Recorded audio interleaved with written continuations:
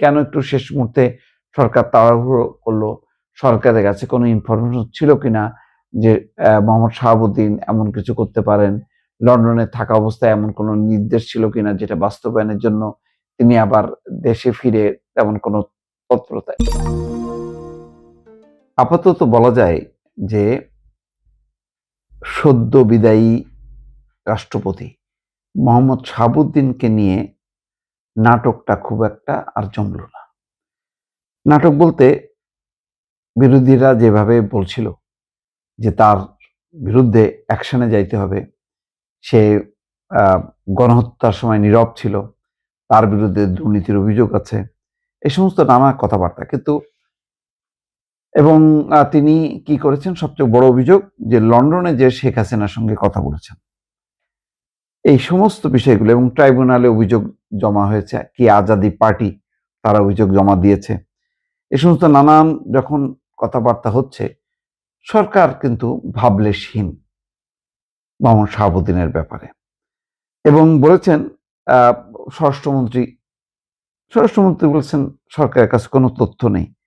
এবং শুধু তাই না, বলছেন যে হাসিনার সঙ্গে কথা বলতে লন্ডনে যেতে হবে নাকি? দেশের ইন্টারনেটের যুগে দেশে বসেই তো কথা বলা যায়। তারপরে বলছেন যে শাহাবুদ্দিনের বিরুদ্ধে কোনো অভিযোগ আছে এমনটা জানা নেই। রাষ্ট্রপতির দায়িত্বের আগে যদি কোনো অভিযোগ থাকে তাহলে সেই ব্যাপারে কেউ কেন পদক্ষেপ নেয়নি, এই প্রশ্নটাও কিন্তু তুলেছেন।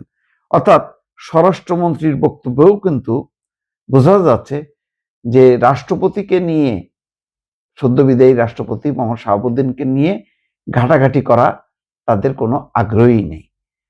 তারপরে আইনমন্ত্রী বলেছেন তিনি বিদেশে চিকিৎসার জন্য যাবেন, বলে যে এটা সরকারের সিদ্ধান্ত, আর তার ব্যাপারে কিছু পদক্ষেপ নেওয়া হবে কিনা সেটাও বলছেন যে সেটা ভবিষ্যতে দেখা যাবে।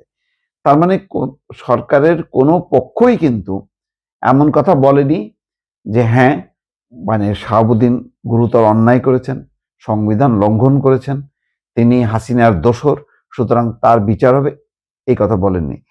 যে কথাটা বলেছেন যে একদম পরিষ্কার কথা, এখন ইন্টারনেটের যুগে কারোর সঙ্গে কথা বলতে চাইলে লন্ডনে যেতে হয় না, এখানে বসেই বলা যায়। তারপরে আরো বলেছেন যে সালাউদ্দিন বলছেন যে সংবিধান অনুযায়ী রাষ্ট্রপতি যে কোনো ফৌজদারি মামলা থেকে রক্ষা কবচ পেয়ে থাকেন, তাছাড়া তার বিরুদ্ধে তেমন কোনো প্রমাণও মেলেনি। একই সঙ্গে বিরোধীদের সমালোচনা প্রতিবাদ করার অধিকার আছে, সেটাও বিরোধীরা বলতে পারে, তার ব্যাপারে তার বিপক্ষে কোনো বক্তব্য দিতে পারে। সালাউদ্দিন বলছেন স্বৈরাচারের শেষ দিকে, অর্থাৎ হাসিনার আমলে এবং অন্তর্বর্তী সরকার আমলে এবং বর্তমান সরকারের আমলে, অর্থাৎ ৩ আমলে, হাসিনার শেষ আমলে, শেষ দিকে, অন্তর্বর্তী সরকার আমলে এবং বর্তমান সরকার আমলে রাষ্ট্রপতি বিধি বিধান এবং সংবিধান অনুসারে দায়িত্ব পালন করেছেন। আমরা তার সহযোগিতা পেয়েছি। সংবিধান অনুযায়ী তার দায় মুক্তি রক্ষা কবচ রয়েছে। সংবিধান অনুযায়ী ফৌজদারি অপরাধ বা অন্য বিষয়ে তার বিরুদ্ধে মামলা করা যায় না। এর বাইরে যদি কেউ কিছু বলেন, সেই স্বাধীনতা তাদের আছে। এই বক্তব্যের মধ্য দিয়ে পরিষ্কার যে, এবং বলেছেন যে রাষ্ট্রপতি সংবিধান অনুযায়ী সমস্ত সুযোগ সুবিধা পাবেন। ক্লিয়ার, সরকারের মানে পুরো বক্তব্যটা ক্লিয়ার যে রাষ্ট্রপতি, সদ্য বিদায়ী রাষ্ট্রপতি শাহাবুদ্দিনকে নিয়ে ঘাটাঘাটি করবে। এবং ইতিমধ্যে কিন্তু মানে আস্তে আস্তে এই আলোচনাটা নিস্তেজ হয়ে যাচ্ছে।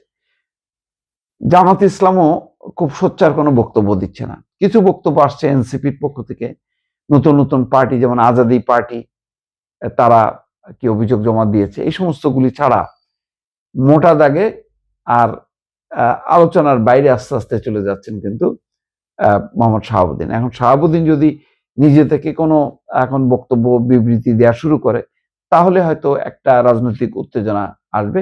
কিন্তু এখন আপাতত এই চ্যাপ্টার ক্লোজ। কিছু বিষয় থাকে যে কেন একটু শেষ মুহূর্তে সরকার তাড়াহুড়ো করলো, সরকারের কাছে কোনো ইনফরমেশন ছিল কিনা যে মোহাম্মদ শাহাবুদ্দিন এমন কিছু করতে পারেন, লন্ডনে থাকা অবস্থায় এমন কোনো নির্দেশ ছিল কিনা যেটা বাস্তবায়নের জন্য তিনি আবার দেশে ফিরে তেমন কোনো তৎপরতা, এই সমস্ত কোনো কিছুই সরকারের কাছে আহ, এগুলি ভাষা ভাষা সমস্তগুলো আলোচনা। কিন্তু সরকার কেন 2.5 বছর মেয়াদ থাকতে তাকে বিদায় দিল এটা পরিষ্কার না। একটা বোঝা যায় যে বিএনপি তার একটা কমফোর্ট জোন, যে সে শেখ হাসিনার আমলের কাউকে রাষ্ট্রপতি হিসেবে নিয়ে চলতে চায় না। সে যেহেতু সরকার একটা ফ্রেশ গভর্নমেন্ট, পুরো বিএনপি সরকার বলা যায়, এবং রাষ্ট্রপতিও তার একটা আস্থাভাজন একজন দক্ষ, যোগ্য, অভিজ্ঞ একজন মানুষকে দেবেন, দিয়ে একটা কমফোর্ট জোনে আসলে যেতে চায়। এটাই হচ্ছে বিএনপির হয়তো মূল লক্ষ্য। দর্শক।